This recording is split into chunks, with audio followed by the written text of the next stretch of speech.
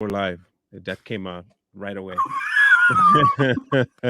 That got caught, just so you know. Yes. There you My go, bad. Jaylee. Welcome, everybody. Quite the welcome for you. Sorry, Uh, Congratulations. everybody. yeah, we are Bye. back. What we have for you today is cringeworthy at the best and stereotypical at the worst. I like Um, stereotypes. and man alive, is it interesting? Is it Yeah. ever interesting? Let me welcome the Facebook people here by putting that live. Indeed. And wow. So we've been watching two different clips. And hopefully we won't get a strike for either one. Which is why you joined the live. Okay. Yeah. And so you can see it and you're not have to worry about the strike. So we'll be right back with it. Trust me, you don't want to miss this one.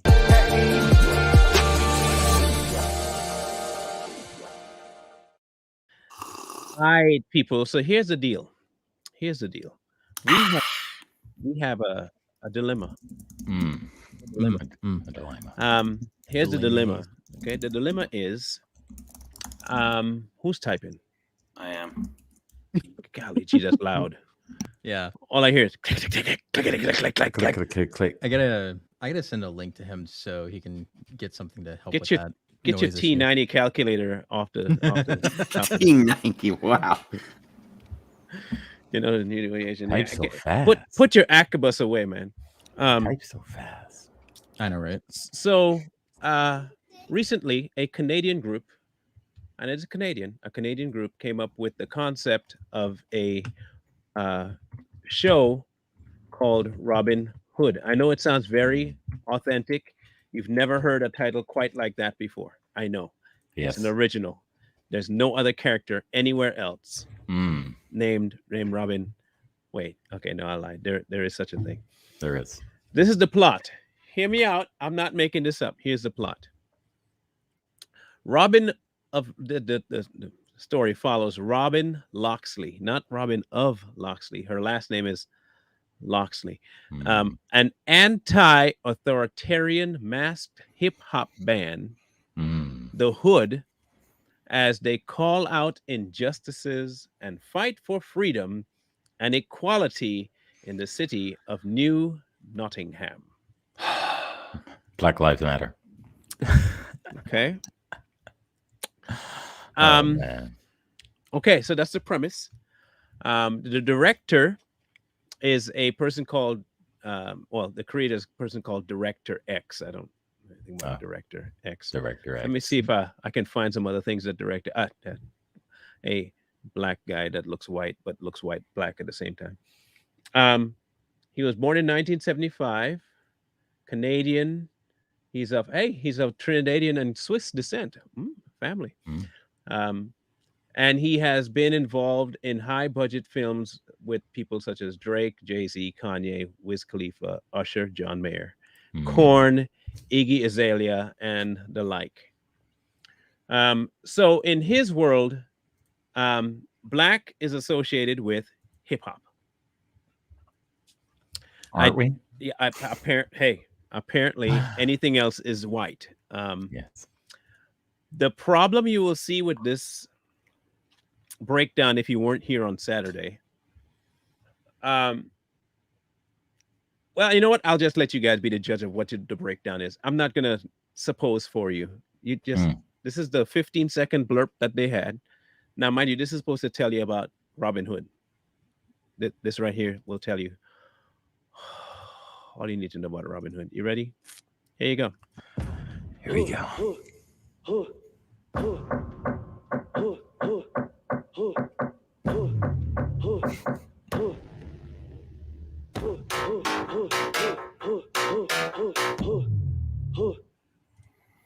Yeah. Okay. That's one. Why is that so embarrassing? It's like I said, cringeworthy, and here comes the stereotype. Because I'm telling you now, if you're okay, I'm not part of the black community. I was told that, so I accept my punishment. You too? Yeah. Me too. I'll accept the punishment. Yeah, I'll take it. So okay, you're gonna see it now. If you didn't see it Saturday, you'll see it now. And if this is really depicting what life is like for you guys, then let me know. Mm. Back at Brilliant. Mm. Amazing. Who are our Beautiful. people? I'm that was the first question I had when I first saw it. Okay. So two things stood out to me. Okay, I'll give my 2 cents, and then we'll go clockwise here. Okay. My 2 cents. If it wasn't so stereotypical, it would be hilarious. But it's very separate. It's racist, is what it really is, and I'm not pulling that back.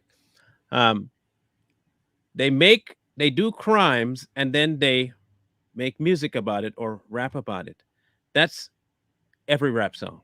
I, that's nothing Indeed. new. Indeed. Yeah. They sing about killing each other all the time, and then they do it, and then they go sing about it. Mm. Yeah. Yeah. Murder on the mind, a whole bunch of stuff, and you just sing what you do, because you remember they say that is part of the culture now. So Yeah. Are they telling you then that the black population can't do anything better, or this is what you're relegated to when you come up with a concept for a show, but you have to take what was already done, destroy it, and just colorize it? I don't know exactly what their goal is with this. You picked the one show that involves theft to talk about injustice. Yeah. When you're already a stereotype and you're just confounding the stereotype. I just kind of I don't get that one, like, at all. That makes like zero goose egg sense to me. So that's what I think. I think it's just racist outright, and it is perpetuating a hateful and stupid stereotype about African Americans. Oh yeah. It's what we've said many times on this show. They always try to portray Black Americans, African Americans, Black folk, whatever you want to call us, as these hip hop listening to, fried chicken eating, hip hop dancing thieves who are just violent. Yeah. So what this movie is going to do is going to get these young, let's say, white kids that go and watch it because they're going to want to see it, and that's going to be the perception. That's going to be the perception of Black people in other countries if it's shown. When you go to other countries, when you go to Europe, when you go to all these foreign countries, that's exactly how they perceive Black people. When you go to Europe, they compare you to Michael Jordan. They compare you to Tupac. They compare you to these rappers, these athletes, and this is what this movie's going to do. Oh, yeah, he's Black. Hey, have you seen Robin Hood? Yeah, that's you guys. Yep. So it's your typical, stereotypical movie that portrays Black people in a bad light. Why not make these people a bunch of Black kids going to law school, fighting for injustice in the justice system? That's a very good question. Yeah. That's a good question. I didn't think about that one. Mm-hmm. Maybe they can fight in law school. Yeah. Fight for injustice. Become judges. Become lawyers to help fight injustice. Robin Hood. So when these, they can portray it like that. You got this Black judge that started in the hood that fights for injustice in the justice system. But no, they're thieves. Oh, yeah. Good job. Yep. Thanks for the help. Jaylee, you want to go before I go? I got it. Yeah, no, go ahead. Go ahead. Okay, so here's my thing. Do you know what happened over the weekend? With Robin Hood? Killings? No. In terms of race relations, what happened this weekend? Anybody know? No. The body cam footage of the pregnant lady getting shot by the police was released. The 21-year-old was already out. Oh, wait a minute. No, that was released this weekend, I think. Mm-hmm. Or at least in the last week, and they were having a fit over it, right? They were protesting over it again. And this goes on the top of that, where they're showing, like, the video footage literally shows her and her accomplices robbing the liquor store, and then she tries to run over a cop with the car. Mm-hmm. Right? On top of that. So, you already have tons of negative press around police and thievery and robbing and all these other things. Mm-hmm. And it doesn't help that you make shows about thieving and robbing and killing and making rap songs about them. Exactly. Yeah. Like, you're gonna get mad at the cops for doing their job while you make shows celebrating the fact that you're doing the thing that you say that they don't do as a stereotype. Excuse me. I'm sorry. These are the videos. These are the things that are out there. If you want to live up to the stereotype, be my guest. Make those shows. It's brilliant. But it's not helping anybody. And this movie is the reason, and movies like it, there's been many movies like it, that the reason a lot of Black people say that they have to have the talk with their kids. This is the Anybody should reason have to why talk with the kids about cops. I've never had to talk with my kid about cops. But the thing is this is why they see young Black men and women as a threat, because what they see on TV and what they hear in music, that creates their reality on Black people being violent, especially if they haven't interacted with any. So this movie is just another movie that someone's going to see it and they're automatically, psychologically going to think, oh, that Black guy's going to rob this store, or they're violent, or they're this, and they like hip hop. You heard this latest Tupac? No, man, I listen to Bach. Yeah. You think I listen to Tupac? No, I do listen to Tupac though, right? But I'm kidding. I don't know, man. This movie's laughable and it's a slap in the face to hardworking Black men out there. Positive, well spoken. It's interesting you go that route of the stigma of Black people in the hood, where if you live up to the stereotypes, it causes that stigma to take place. It reminds me of how in California, the violent crime statistic that occurs between the Black on Asian violent crime statistic that's out there. And people are just like, like, well, why are Asians moving into these areas if they don't want to get robbed? It's like, well, first and foremost, why are you robbing? But second of all, if the stigma out there is Black people always go off and loot stores, why is it that Mr. Lee's beauty shop is going to be so worried about, Shaniqua's and Tyrone's coming in? He's going to be like, oh, people are they going to steal out of my stuff? I need to, hey, I need to follow. I need to walk around with these people because they are going to steal my stuff. And yet they're not, but there's that stigma. How do you break that stigma? So it's interesting that you put it that way. Yeah. When you celebrate debauchery, then that's all your culture is going to be, is debauchery. That's right. Anybody care to have some a fun breakdown here real quick? And I'm gonna bring this. This is actually quite hilarious to me. Expected, but still hilarious. I decided to take a look and see what were the most the biggest Black movies in American history. Okay. And I found the 100 best Black movies of all time. Okay, y'all ready for this one? Hey, wait, before you go, I'm gonna take a guess that probably the number one spot is a slave-based movie. No. Oh wow, that would have been better than what the number one is. Boys in the Hood. Are we gonna get disappointed? Yeah, okay, Boys in the Hood. Okay, but Boys in the Hood's a good movie though. No, it's not. It's all right. Let's see. perpetuating. Menace. What is that? Do the Right Thing. That's good. I like Do the Right Thing. Coming to America. Huh? Higher Learning. Movie. That was good. Waiting to Exhale. Okay. Glory. Oh, the Mac. The Mac. The what? Menace to Society. That was good. Colors. That was good. Friday. that was good. Friday, Color Purple. New Jack City. Superfly. Paid in Full. House Party. Harlem Nights. Juice. Soul Food. Set It Off. South Central. That was good. The Five Heartbeats. What's Love Got to Do with It? King of New York. Love and Basketball. Malcolm X. I'm surprised this one isn't higher on the list, and I know why though. Deep Cover. Barely will go to 30. Dead Presidents. Class Act. And Hustle and Flow. Now, is it a stereotype that I've seen every single one of those movies? Yeah. No, but what it does say is this.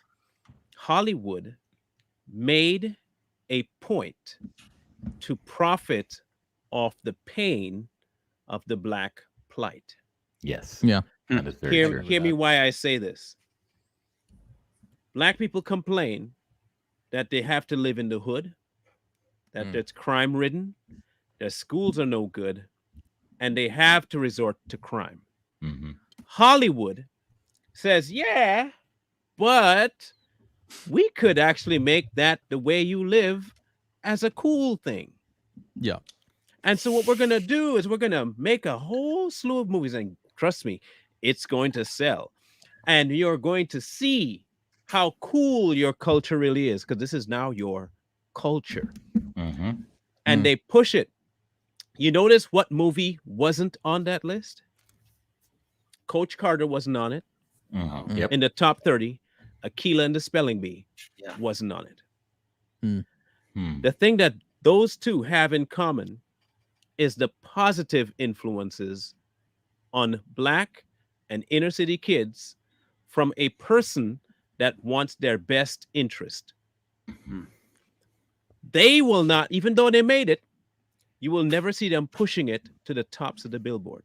It's true. Why? Because it's going against what they want to sell, not necessarily what will, but what does.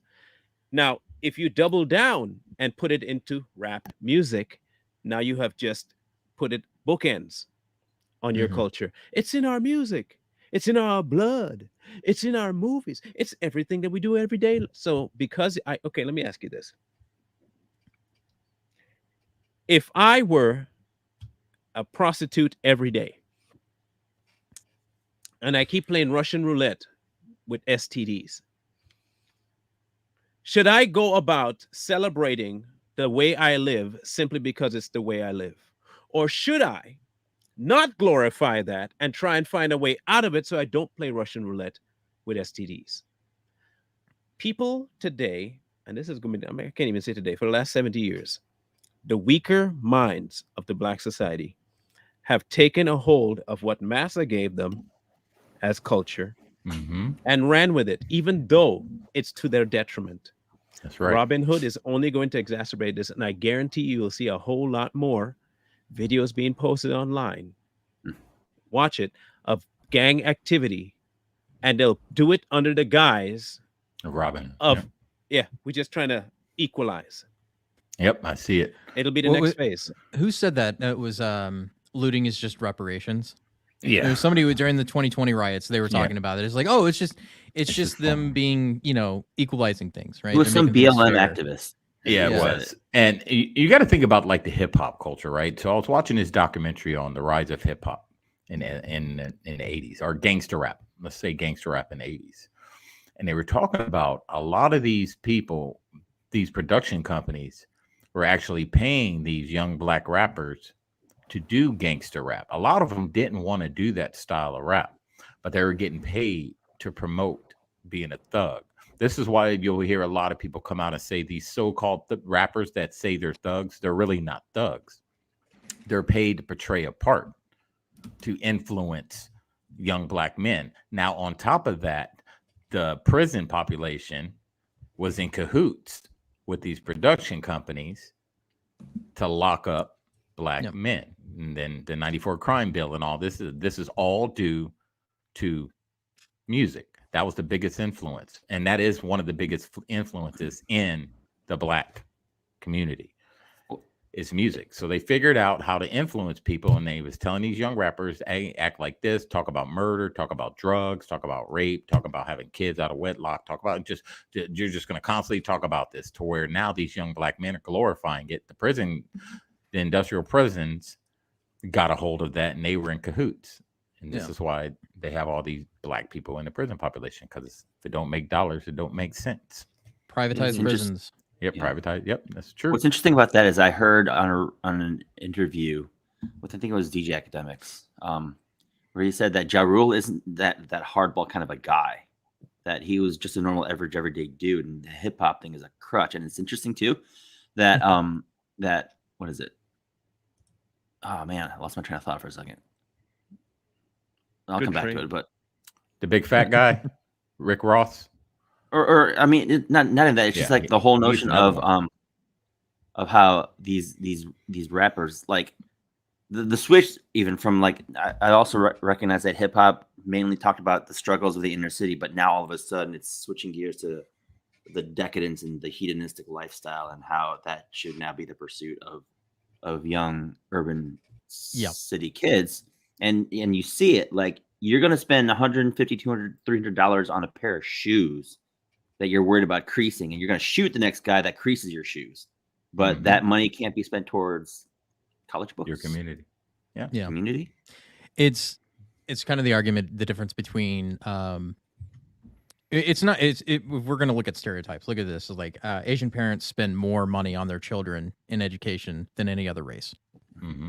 And that's a stereotype, but it's a true stereotype. They do. They are willing to put them through whatever means possible, through private school, into everything that they have to. They will throw money at that problem until they succeed as good as they can. Mm-hmm. Right? And so debauchery leads to debauchery, right? If you celebrate debauchery, that's what you're going to get. So if you don't invest in your kids, then that's exactly what's going to happen. Yeah, so, very true. Yeah. There was I don't know how many of you, now this is Hobson. I don't know if many people know who Hobson is. He's a rapper. But a few years ago, he came out with a song called The Ill Mind of Hobson 5. And I did a couple of reactions to it some time ago, but one of the verses that he does in there, because he was singing out against the current culture that was about rap music, and he took a hiatus, came back and proceeded to joining right back into the same thing he was calling out as a bad thing years ago. So he's a lost cause. But when he did kind of sober up a little, this is the verse that he sang, right? He said, the term real N-word is publicly used, and I need to know what it means because I'm confused. Are you the one for always busting your tool with nothing to lose and something to prove to homies up in your crew? Is it because you selling drugs to get loot and brag how you done been shot and stabbed like it's fun to be you? But your life's a struggle, right? You're always hustling through. No, you're a hamster at Nick. You're just stuck in a loop. But why do black people got to be the only ones who can't evolve? Because you out in the streets acting like Neanderthal. It's clear you can't stand the law. You're a lost and abandoned dog. And all you're interested in is fighting, rapping, and basketball. I can't even mess with you because if we out in public, you going to get caught stealing some S and get but in trouble too. You get old and be nothing, living these streets thugging and starting crap with anybody mean mugging. Look at you, a real N-word, thinking your life's cool. Girls used to turn me down for guys who were like you until you grab their heart and shove a spearhead right through, and then they regret it because it wasn't the right move. Yep. You're a real N-word. Talk seems bogus. A real nigga don't brag about real as long as he knows it. And his future doesn't seem hopeless. A real N-word stays out of jail, handles his S, and keeps focused. Now, today, that wouldn't fly. No. Because he Uncle Tom, those are Uncle Tom statements. And he's talking down on black people. Meanwhile, you have this being pushed.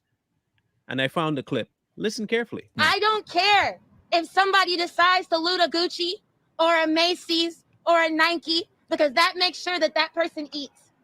That makes sure that person has clothes. Black Lives Matter Chicago rallied and I want to know how robbing a Gucci is food. Yeah.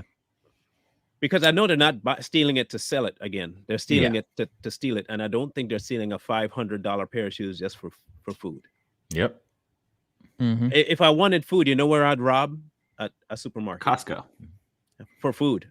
Actually food. You know, I'd go rob the place that has food so I can get, I don't know, what's that thing? Food. Yeah. Why would I go rob a store? Now hear me. I'm robbing out of desperation. I'll give you you're poor, you're strung up, you just have a hard time making ends meet, but you decide to rob because you need to eat. I wouldn't understand why you go rob a clothing store just to sell it on the black market to get cash when you could just go get the food. It's not about the food. It's about the cash. It's about flossing. It's about the cash. Yeah. But, you know, when you look at rappers like KRS-One, one of the greats, one of the greats, he never, he made it, but he didn't make it like these gangster, these fake thug rappers are making it now, talking about drinking lean and, you know, sleeping with multiple women. He didn't make it like that. But a lot of people don't give him credit for his message. His message was talking about higher consciousness. And, he was very educated. A lot of people didn't know that about KRS-One. He had multiple degrees, but he got respect for who he was. But if he was in a rap game now, rapping like he was back in the 80s, he would get no recognition. Look at MC Hammer. Remember how MC Hammer used to rap? Hammer time. Oh. Then he became a thug when he started hanging out with Tupac and all those guys. Then he went into gangster rap for the money. Everybody knew MC Hammer wasn't a thug, but he did it for the dollars. Yeah, they play a character, right? Yes, it's a character. Yes, you say KRS-One, and I know that he had he says some good stuff. But just like I said, with all of them, they still push the narrative of the weak, of the impoverished, of the oppressed, of the unable to make it out. This is why I can't stand them. Most of these people is because they are dual-minded, and not with the same purpose. They're dual-minded that split. That's what they do. Like, they'll tell you on one hand, we are kings, we're queens, and we are made to thrive. And then they'll tell you in the next breath, but the system. Yeah. No. I have yet to meet a king, who is oppressed. That's right. I don't know of one. Maybe y'all can tell me one king who's been oppressed. Anybody know one? Napoleon? Martin. Yeah, I'm gonna give you. I sent it to you, but I'm gonna share it on mine. If this nation is truly an oppressive force, do you think you would get away with being black and burning the American flag in front of a country music concert? No. As a revolutionary communist, by the way. Yeah, you wouldn't get away with that. Where your opinions, although stupid, are valid and allows you to burn the American flag in front of people who fought and died for it in most cases, like myself and Michael. They didn't die. People that just fought. Well, you know what I meant. People that we knew. Yeah. Lots of people that we knew did that. In fact, you and Michael both fought to defend this expression. Yeah. I don't like it. I think it's stupid, but it's his right under the First Amendment to burn it. As an idiot. But that is just how it shows you how oppressed you really are in the United States, right? That you could get away with that and nobody did anything. Scroll down so they can actually see it happening. Go ahead, scroll down. Yep.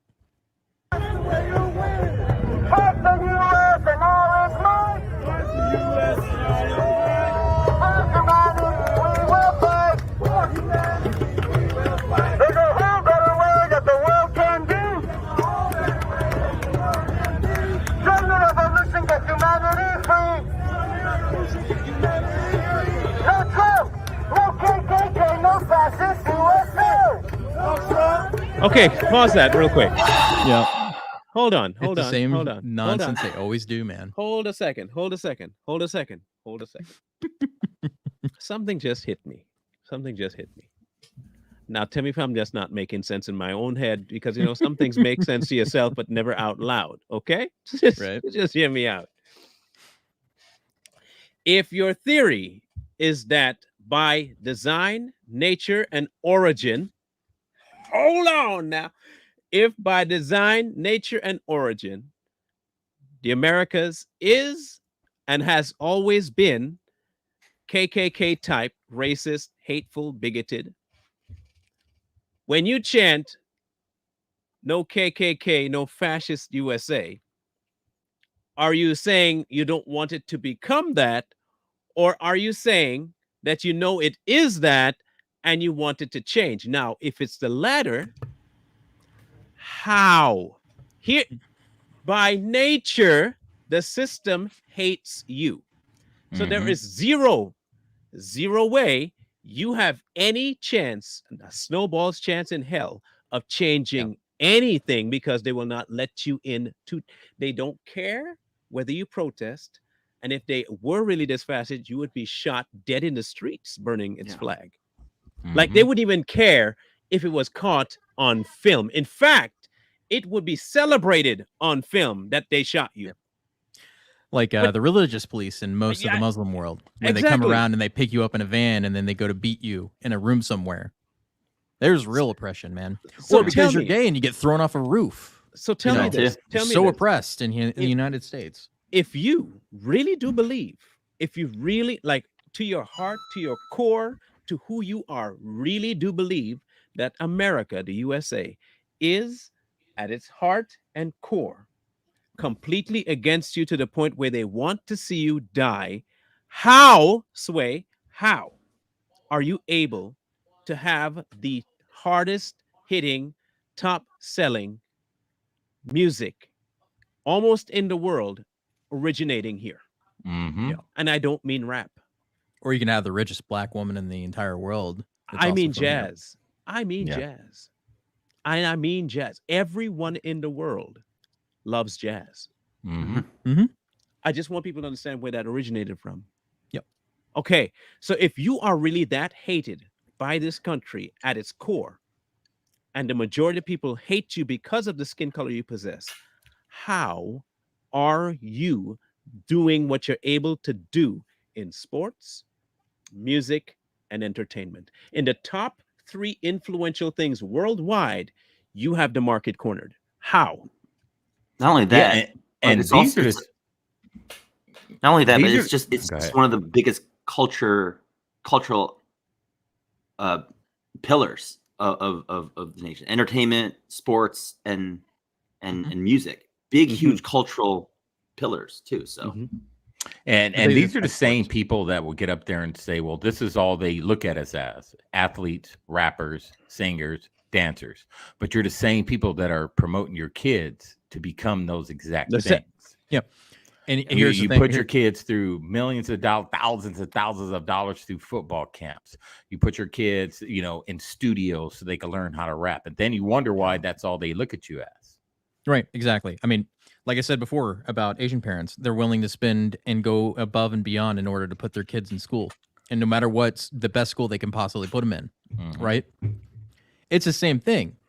If you're pushing them to be athletes or entertainers, that's all they're ever going to be, right? If you're Right. not pushing them to be a scientist or a doctor or a lawyer or any of the other professions that most people would be like pushing them for, especially Asian parents, and be like, you got to be a lawyer or a doctor. Those are the only 2 options.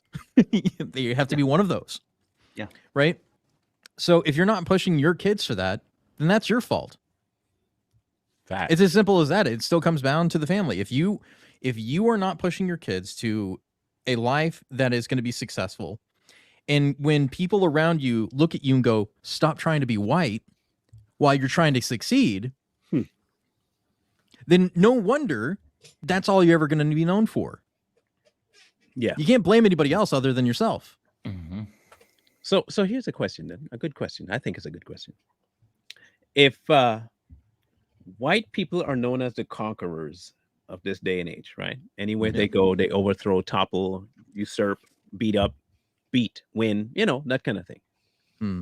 And your goal is to Colonize. usurp, conquer, beat, win. That's your goal, right? As Yeah. a black population. Why not try to be white? They seem to have the technique down pat. I mean, I'm just, I mean, Yeah. it's just interesting too, though, like, because this is a nation that the system is built to be, is to make it so that white people are the apex subracial group in America, and yet people that look like me do better on average than people that look like Coy. Yeah, it's Yes. it's one of those dirty secrets that the leftists don't like to talk about. It's like, oh, you're the model minority. That's what they call you, the model. And- Still minority. doing better than white people. And the one thing about a lot of these young black kids and their families is a lot of times the families, the mother, the father, who's ever in the picture, both, maybe one, are living through their children vicariously. Mhm. All Yeah. that, yeah. So they wanted to do something at a younger age. So they pushed their kid to be what they couldn't. Yeah. Most of them wanted to be athletes. Most of them wanted to be rappers. Not a lot of them wanted to be Wanted to be doctors, rock lawyers, star. scientists. They didn't want that. I wanted to be a pro football player, so I'm going to push my son to be a pro football player. and it's just a revolving door. Me, I'm the type of parent is I to ask my son, he's 18 now. I'd be like, hey, what do you want to do? Whatever you're going to do, I'm going to support what you want to do. But he's never brought up athlete. He's never brought up scientist. So, instead of allowing your kids to be who they want to be, because being an athlete and being a musician, a rapper, that's a dime a dozen, believe it or not. Even though they're out there, not everyone is going to get accepted into that, that world. So now what do they have to fall back on besides being able to run a football of 40 at a couple seconds? And I gotta point this out. I don't want to just shit on Black culture this entire time. There's also the redneck culture that goes along with that. They coincide very well together. Growing up in Madison County, Arkansas, the backwoods of backwoods in the Ozarks, there's not much difference in the type of lifestyle that they live. And I know that for sure. It's like there are people that will live and die in the same town doing nothing their entire lives, other than getting in trouble, running afoul of the law, being high, or getting drunk. That's it. That's their life. That's all it's ever going to be. And they don't get pushed anywhere else. And we've talked about this before. I think it was last episode. We talked about Thomas Sowell's book, Black Redneck, White Redneck. Yeah. What is it? We talked about this, and we know that in every community there are people like that. But when it comes to the Black community, you see it a lot more. It's right there in front of your face, because everything a Black person does, it's highlighted. It doesn't matter. Every time you turn on a TV, it's black, it's white, it's this, it's that. So if parents would stop focusing on their dreams when it comes to these kids, their dreams, and start focusing on that kid's dreams, you would see a lot more kids get educated. You would see a lot more kids go into other occupations besides, relying on throwing a football, so it's that community's fault. Big time. Which is why I guess why I appreciate Herman Cain and Shaquille O'Neal more, because Herman Cain actually went out and he got himself a master's degree on the account of saying, hey, you need a master's degree to get into this position. He's like, okay, well, I'll get one. Or like Shaq, after basketball, he got his degrees and he began investing his money smartly and rather than wasting it away on his community. Yeah, and rather than wasting it away on trivial things, he actually invested in his kids and he invested in businesses and whatnot. The solution is this. I keep people asking for the solution. This is the solution.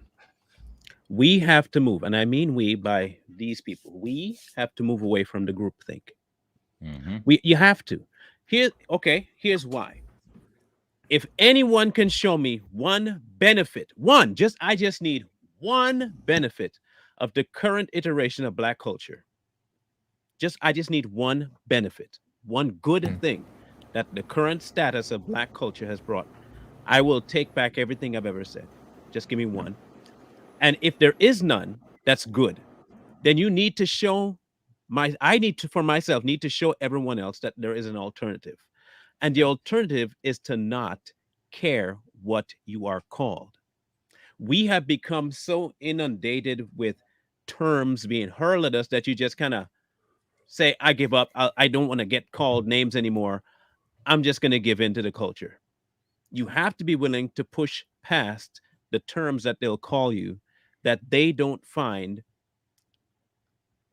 appropriate. So if you are going like they did to someone like Ben Carson. Ben Carson's a prime example because he's still modern-ish enough to have been going through the Section 8 housing and on the cusp of being single mom. He has all of the things that would normally keep the stereotypical Black person impoverished and down. He took all of that and fought against it in his own mind. He had to endure being called every name in the book. And what did it build him? It built him to be the strongest human being that he could possibly be, to the point where he became a world-renowned brain surgeon. They've made one movie, Gifted Hands, one movie about this man, one. And it didn't do nearly as well as Boys in the Hood. Why? Because it is not what the population that's pushing the demise of Black people want. And until we get to realize that the same people that want to see black people dead are the same people that are giving you the platform to push the things you sing about to make yourself dead, the sooner you realize that they're the ones that's causing your demise and to move away from them, the better you'll be. That's right. But you refuse to let go of that because you think it's now cool.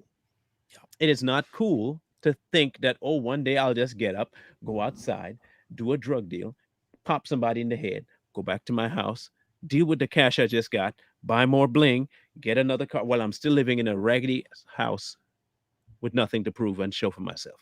Mm-hmm. And then I go have 50 million kids, all of them with different baby mamas, and I don't take care of none of them. Yeah, I'm making a complete stereotype because this is exactly what goes on. It's what you rap about. So I can only go based on what you tell me. I'm only going based on what you tell me. This is what you rap about, and this is what you glorify, so I'm going to go with it. So the answer is not necessarily trying to raise your children, and it is partially the answer is raising your children differently, but it's teaching your kids to be okay with what comes with raising differently. Mm-hmm. And the thing that comes with you being raised differently is hate. Yep. We are, and Bro can tell you this, we, Black conservatives, Black people who think outside the norm, are the most hated people online. When I say hate, people call for you to get lynched. They call for you to get raped. They call for you to get beat. They call for you to get shot in the head. They call for every form of violence because you don't push the whole idea of Black culture that's bringing the demise. They wish that on you. Yep. White and Black, they will wish that on you. So if Yep. you can teach your kids to just get past that whole wording of how they call you, what they call you, let them call you that. But don't let that distract you from the fact that you have a calling on your life to do something more than below average. If we can get that through to our next generation, I think we might be able to salvage something, but it's not being pushed at all. And one of the things that's really hard with it's emotional intelligence. You know, emotion, you have to learn how to control your emotions. So that's the problem that they do have with Black conservatives, because we don't let our emotions override our intelligence. They call us every name in the book. We've been threatened. We've been doxxed. We've been called this. We've been called that. And we always maintain our intelligence. And that's one thing we have to teach these young generations, because a lot of them are very emotional.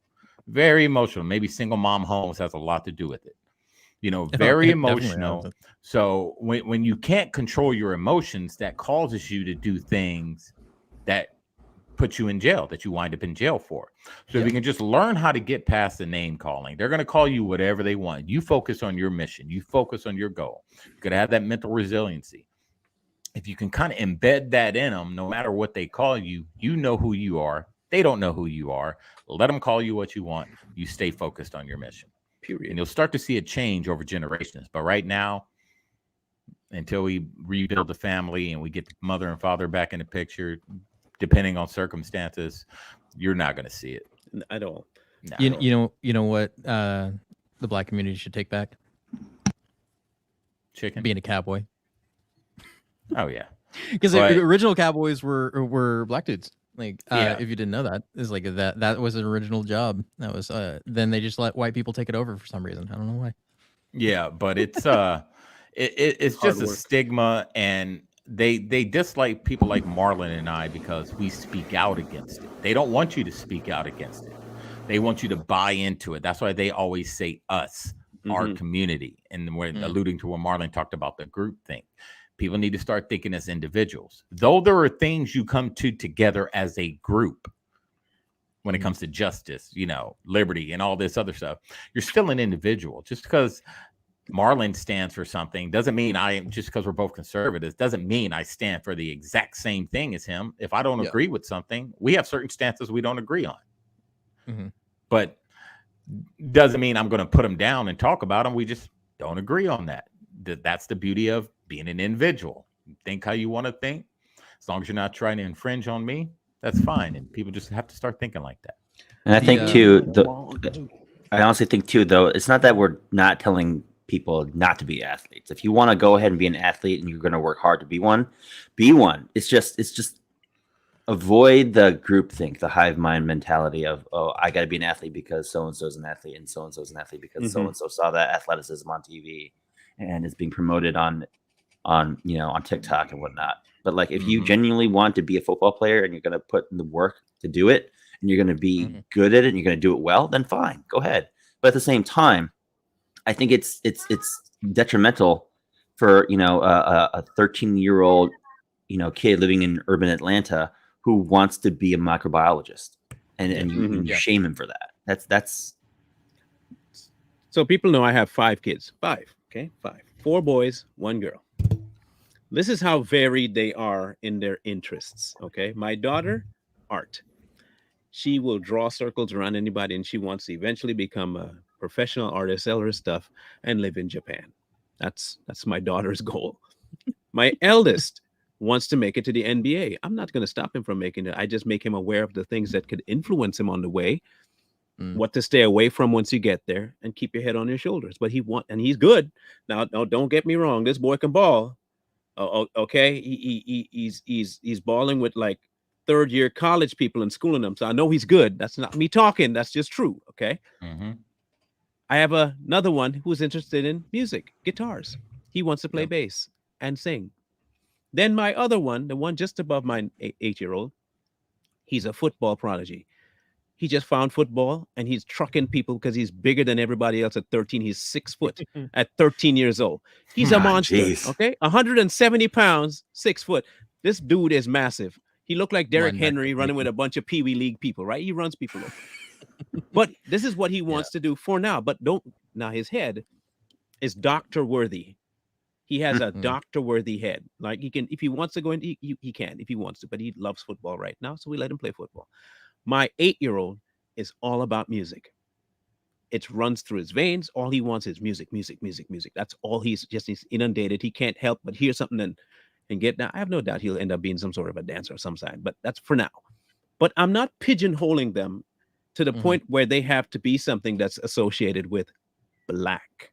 I tell them all the time, you might look a certain way, but that is not your identity. Your identity is in your persona, not in your color. That's right. And every last one of them, that's the only thing I try to drive home at a consistent level. You are not how you look, you are what you do. And until people realize that it's what you do that makes you, not what color you are, because not every black person can jump 10 feet in the air or run to 40 in 4 seconds. Or has the rhythm of a bass guitar. No, none of there are some black people that don't got no rhythm at all. That's right. They can't keep, and they can't sing, and they can't jump, and they can't run, and they can't play basketball, and they don't eat fried chicken, and they don't eat watermelon. I know those are dumb stereotypes, but you get my point. Just because the group thinks you have to have a certain way to be black does not make it true or not, because it doesn't change your tone. Just because I go play basketball doesn't make me look blacker. Yep. Last time I checked, what's his name is black, right? The quarterback for the Chiefs. Mahomes. But he don't look black. The more he play football, don't make him darker. Yep, that's true. So I don't see what the point of it is.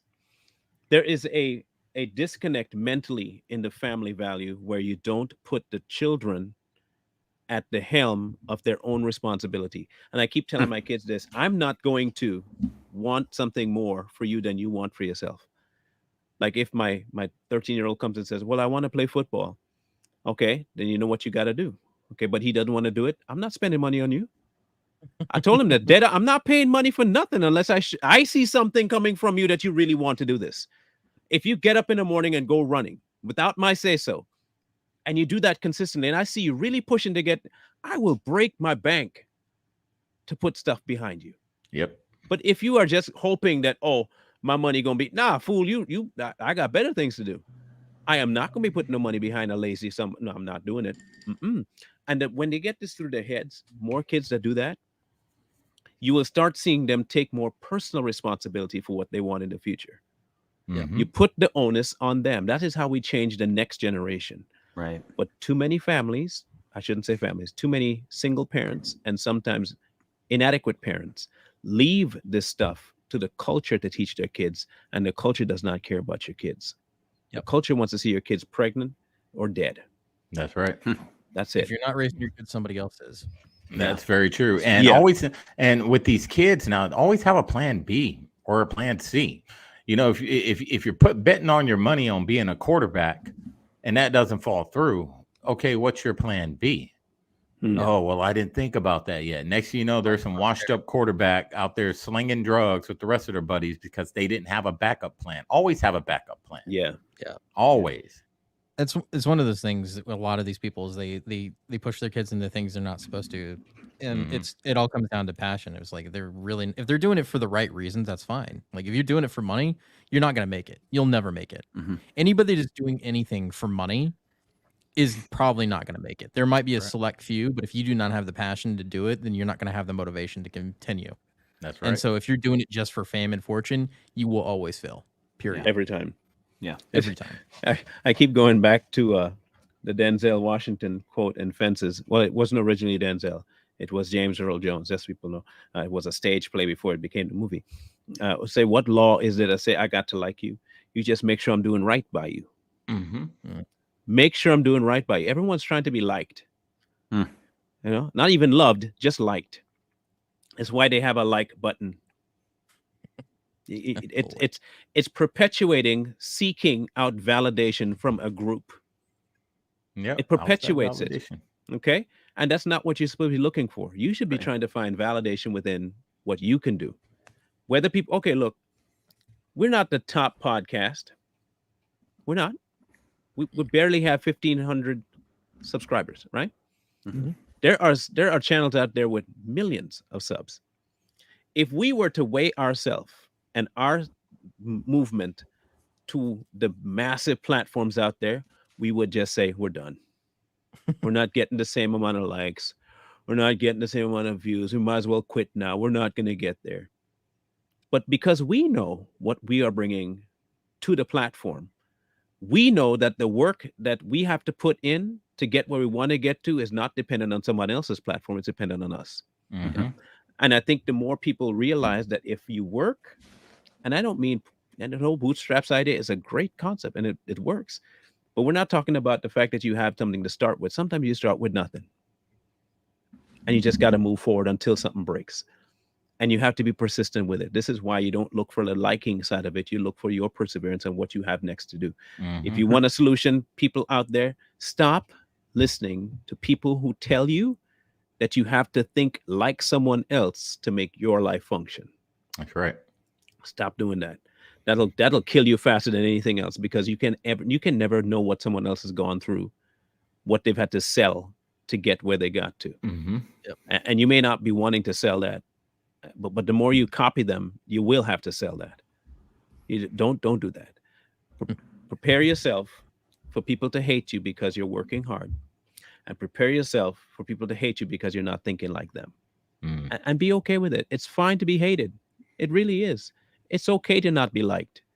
It's okay to be spat on in your coming up. It's okay, because you're not doing it for them. You're doing it for you. That's right. That's the only advice I can give young people. Be original. That's what I tell people. Be original. Create your own persona. You know, like Marlon said earlier, stop looking for outside validation. Do people like being validated? Do people like likes in the world we live in today? Of course, everyone likes that. But that validation, that superficial validation, what I call it, shouldn't drive you to what you want to do. You know, I'm on my way to be a chef. You think chefs make a lot of money? No. Am I passionate about it? Yes. Is there a possibility? Maybe. But I'm not doing it for the money, like Coy said. I'm doing it because it's something I love doing, and I'm good at it. And it's for you. That's always the biggest question. I mean, you know, work is always going to be work, regardless of what it is. If you find something you actually enjoy doing and passionate about, then it's going to be easy. And not everybody has that choice, obviously. But doesn't mean you should stop trying to find what drives you to begin with. Just because you're working a 9 to 5 doesn't mean you can't find something that drives you. And like Marlon said, I think, and like Marlon said, and this is just to me that echoes what I don't know if you guys know who Kai Green, the bodybuilder, is, but I know who Kai Green is. He's awesome. Yeah, he basically said that no one can make you passionate about what you want to be passionate about. You can't, like, I can't be passionate about Bro's cooking if Bro's not passionate about his own cooking. I can't be, you know, and nobody's going to do that but you. And so you got to be passionate, and your passion has to supersede the validation that you get from other people. And that's the only way you're going to be able to make it work. It has to be infectious. Like when you see bro post his food stuff, he's not grinning and smiling for the camera because of you. He's proud of what he just did. That's all internal. He'd be smiling whether there was a camera in front of him or not. Yep. Okay. And I think many people don't understand this. Okay, take Jordan, for instance, right? Jordan was trying to be the best he could ever be, but he didn't do it for people. He had a goal for himself. Yeah. You want to know the difference why I will never, and this is off the topic a little, but you know why I will never consider LeBron anywhere near the same region, hemisphere, stratosphere, solar system as Jordan? This is why. This is the number one reason why. One of them, if he gets the accolades, he gets them, and he's still going to be who he is. Yep. The other one, he's only who he is because he wants the accolades. You will never be the top dog if you are only trying to do what you're doing because you want the yay. Jordan would go dunk on people because he know I'm going to dunk on this person, whether they like it or not, whether people clap or not. I'm gonna do it. Yep. Yeah. LeBron And would he be was like, good at it. "Hey, y'all like what I just did? You see that? Wasn't that pretty good? Yeah. Am Pat I me on not the back. blessed now? Yeah, look at me. Pat me on the back. Don't do that. Tell me I'm better than Jordan. Please tell me I'm the GOAT. Call me the GOAT. I'm the GOAT. You know, there's this other saying too. I mean, if you don't choose your destiny, somebody else will choose it for you. It's true. Yeah. So don't do if that. you don't pick it, by God, somebody out there is going to pick it for you. So Life's unfair and too short to live in somebody else's shadow. Yeah, I don't allow, like me personally, I don't allow anybody to have any influence on what I do in my life. I take positivity, I appreciate it, and I'm grateful for people that acknowledge and appreciate what I'm doing, but it doesn't drive me. I drive me. I get up in the morning and drive myself. Do you think I want to cook every day? No, I don't. You think I want to take the time to do all these pictures and to set? No, I don't. But do I do? I do. That's the mentality people need to have. Just do. You're not going to like doing it every day. Do you guys really think we like doing podcasts 4 or 5 times a week? Yeah, sometimes it's fun, but some days we're tired. Some days we've had a rough day, and some days we're sitting here like, man, all right, let's put on our freaking podcast face. Because we doing do. it for years too. We just do. And it's not just doing it, but doing it well. Like bro doesn't just cook; he cooks well, and there's a difference there between driven by passion versus driven just to do it with mediocrity. And I think we're in an age where even the mediocre gets validation, and I think that has to stop. And if it stops with the kids, then we'll see a culture thrive. The thing that I've got annoyed by is the fact that people aren't allowed to fail anymore. That's and true. you're not allowed to suck at anything, right? You always have to be good at everything. And it's not true. It's like not everything's gonna be good. Sometimes you're gonna make a piece of crap. Okay.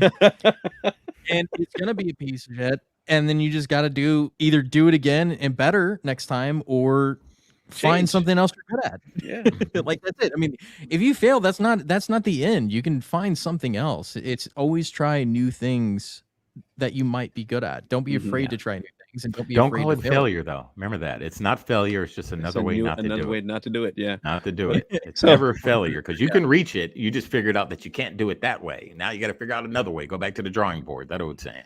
And sometimes you just suck at things. You just suck. Yeah. Or you just suck. Hey, look, you know? I told my eldest when he was thinking about going into sports, right? Because he thought there was some kind of time limit. I was like, so I told him my story of coming here to America, and the only I played was I did track and I did soccer. That was all I did. Maybe a little bit of cricket. I was not athletic. I was a toothpick. Okay, yep. I was 130 pounds at 6'1". Okay, lightweight, feather, skinny, emaciated. And when I discovered football, American football, I was hooked on the whole premise of it. And I said, one day I'll play football. Now, mind you, again, 6 foot something, 130 pounds. You can't even be a kicker at that weight. Okay. Along came my 30th birthday, and there is a local team here. I want to go play for this team.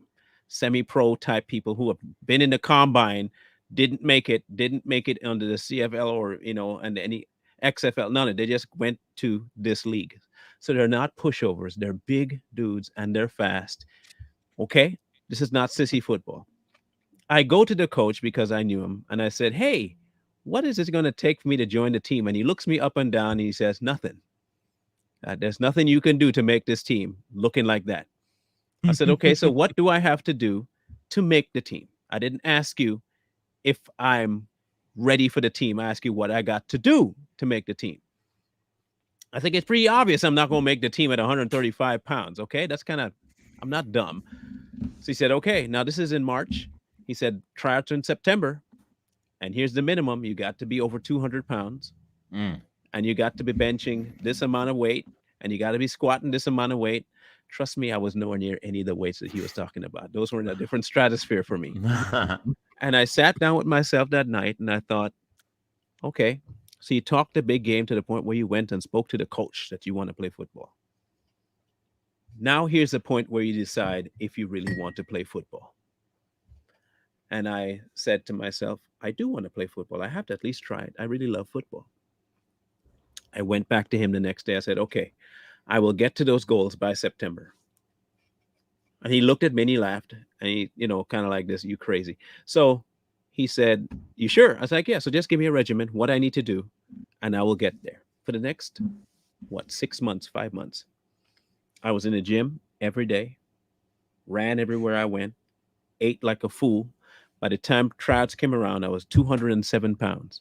At the beginning of my tenure trying it, I was running a 5.6. By the end of that month, that was 5 months, I was running a 4.5.